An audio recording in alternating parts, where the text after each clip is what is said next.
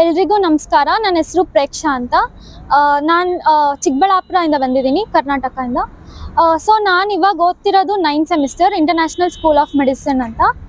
ಇಲ್ಲಿ ಕಿರ್ಗಿಸ್ತಾನ್ ನಾನು 2019 ಬಂದಿದ್ದು.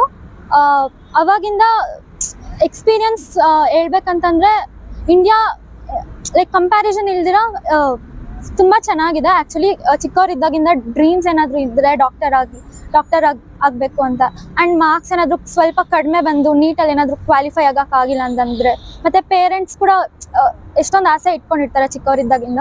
ಸೊ ನಿಮಗೆ ಒಂದು ಆಪರ್ಚುನಿಟಿ ಅಂತಲೇ ಹೇಳ್ಬೋದು. ಇಲ್ಲಿ ಇಂಟರ್ನ್ಯಾಷನಲ್ ಸ್ಕೂಲ್ ಆಫ್ ಮೆಡಿಸಿನ್ ಯಾವುದೇ ಯೂನಿವರ್ಸಿಟಿ ಆಗಲಿ ಕಿರ್ಗಿಸ್ತಾನಲ್ಲಿ ತುಂಬ ಚೆನ್ನಾಗಿದೆ, ಬೇರೆ ಫಾರಿನ್ ಕಂಟ್ರೀಸ್ ಕಂಪೇರ್ ಮಾಡಿದ್ರೆ.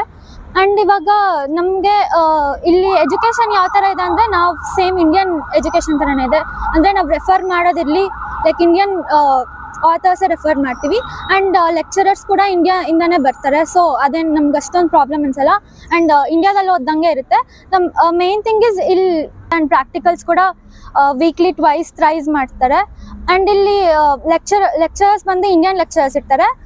ಆ್ಯಂಡ್ ಇಲ್ಲಿ ಸೇಫ್ಟಿ ಬಗ್ಗೆ ಮಾತಾಡ್ಬೇಕಂತಂದರೆ, ಅಂದರೆ ಇಂಡಿಯಾ ಕಂಪೇರ್ ಮಾಡಿದ್ರೆ ವುಮೆನ್ ಸೇಫ್ಟಿ ಜಾಸ್ತಿ ಇರುತ್ತೆ, ಅಂದರೆ ವುಮೆನ್ ಎಂಪವರ್ಮೆಂಟ್ ಜಾಸ್ತಿ ಈ ಕಂಟ್ರಿಯಲ್ಲಿ. ಸೊ ಯಾವುದೇ ಹುಡುಗಿ ಬರಬೇಕು ಅಂತಿದ್ರೆ ಏನು ಟೆನ್ಷನ್ ಮಾಡ್ಕೊಳ್ಳೋಷ್ಟಿಲ್ಲ. ಇಲ್ಲಿ ಬಂದರೆ ನೀವು 5 years ಹೆಂಗೆ ಕಳಿತೀರ ಅಂತಲೂ ಗೊತ್ತಾಗೋದಿಲ್ಲ. ಆ್ಯಂಡ್ ಇಲ್ಲಿ ಕ್ಲಿನಿಕಲ್ಸ್ ಬಗ್ಗೆ ಮಾತಾಡ್ಬೇಕಂದ್ರೆ ವೇದಾಂತ ಅಂತ ಇದು ಹಾಸ್ಪಿಟಲ್. ಇಲ್ಲಿಗೆ ಇಂಟರ್ನ್ಯಾಷನಲ್ ಸ್ಕೂಲ್ ಆಫ್ ಮೆಡಿಸಿನ್ ಅಫಿಷಿಯೇಟೆಡ್ ಆಗಿದೆ.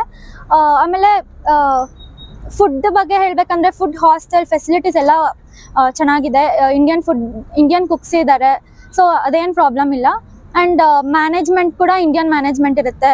ಮತ್ತು ಇಲ್ಲಿ ಇಂಡಿಯಾದಲ್ಲಿ ಫುಲ್ ಎಷ್ಟೇ ಸ್ಟೇಟ್ಸ್ ಇದ್ದರೂ ನಮ್ಮ ಕರ್ನಾಟಕದವ್ರು ಎಲ್ಲಿ ಬೇಕಾದರೂ ಸಿಗ್ತಾರೆ, ಅದೇನು ಪ್ರಾಬ್ಲಮ್ ಇಲ್ಲ. ಆಮೇಲೆ ಸೀನಿಯರ್ಸ್ ಇರ್ತಾರೆ.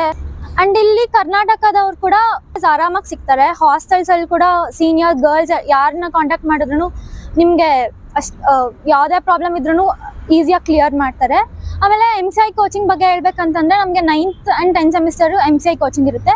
ಲೈಕ್ 19 ಸಬ್ಜೆಕ್ಟ್ಸ್ ಕೂಡ 1 year-ಅಲ್ಲಿ ಈಸಿಯಾಗಿ ಕವರ್ ಮಾಡ್ತಾರೆ. ಅದು ಇಂಡಿಯನ್ ಲೆಕ್ಚರರ್ಸ್ ಬರ್ತಾರೆ, ಅಂದರೆ ಹೈಲಿ ಕ್ವಾಲಿಫೈಡ್ ಡಾಕ್ಟರ್ಸ್ ಆಗಿ ಲೆಕ್ಚರರ್ಸ್ ಲೈಕ್ ಅವ್ರು ಮಾಡ್ತಾರೆ. ಅದಾದಮೇಲೆ ಇಲ್ಲಿಂದ ಹೋದ್ಮೇಲೆ FMG, ನಮ್ಮ ಬ್ಯಾಚ್ಗೆ FMG ಇದೆ. ಸೊ 2024 ಬ್ಯಾಚ್ಗಾಗಲಿ ನೆಕ್ಸ್ಟ್ ಎಕ್ಸಾಮ್ ಏನಾದರೂ ಇದ್ದರೆ ಈಸಿಯಾಗಿ ಕ್ಲಿಯರ್ ಮಾಡ್ಬೋದು. ಯಾಕಂದರೆ ಇಲ್ಲಿ ಕೋಚಿಂಗ್ ಕೊಡ್ತಾರೆ. ಮತ್ತು ಇಂಡಿಯಾಗೆ ಹೋದ್ಮೇಲೆ 6 months ಅರೈಸಲ್ಲಿ ಇಲ್ಲಾಂದರೆ ಮಿಸ್ಸಲ್ಲಿ ಯಾವ ಕೋಚಿಂಗ್ ಸೆಂಟರ್ಗೆ ಸೇರಿಕೊಂಡ್ರು ನಮ್ಗೆ ಈಸಿಯಾಗಿ ಮ್ಯಾಚ್ ಆಗುತ್ತೆ. ಯಾಕಂದರೆ ಇಲ್ಲಿನ ಟೀಚರ್ಸು ಸೇಮ್ ಟೀಚರ್ಸ್ ಇರ್ತಾರೆ. ಸೊ ಏನು ಪ್ರಾಬ್ಲಮ್ ಇರೋದಿಲ್ಲ. ನೆಕ್ಸ್ಟ್ ಕೂಡ 1 attempt ಆಗಿಲ್ಲ ಅಂತ ನೋಡಿ 2nd attempt-ಅಲ್ಲಿ ಕೂಡ ಕ್ಲಿಯರ್ ಮಾಡ್ಕೋಬೋದು, ಅದೇನು ಪ್ರಾಬ್ಲಮ್ ಇಲ್ಲ. ನೀವೇನು ಟೆನ್ಷನ್ ಮಾಡ್ಕೊಳ್ಬೇಕಾ ಅವಶ್ಯಕತೆ ಇಲ್ಲ. ಎಷ್ಟೊಂದು ಗ್ರಾಜುಯೇಟ್ಸ್ ಪಾಸ್ ಆಗಿರೋದ್ರಲ್ಲಿ ಪಾಸ್ ಪರ್ಸೆಂಟೇಜ್ ಬಂದು ಕಿರ್ಗಿಸ್ತಾನಲ್ಲಿ ಜಾಸ್ತಿ ಇದೆ. ಸೊ ಕಿರ್ಗಿಸ್ತಾನ್ ಬೆಸ್ಟ್ ಅನ್ಸುತ್ತೆ ಆಪ್ಷನ್ ಪ್ರಕಾರ. ಆಮೇಲೆ ಯಾರಾದರೂ ಬರ್ಬೇಕಂತಿದ್ರೆ ಏನು ಟೆನ್ಷನ್ ಮಾಡ್ಕೊಳ್ಳೋ ಅವಶ್ಯಕತೆ ಇಲ್ಲ.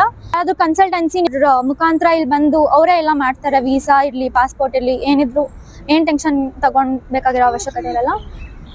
ಆರಾಮಾಗಿ ಬರ್ಬೋದು. All the best. Thank you so much.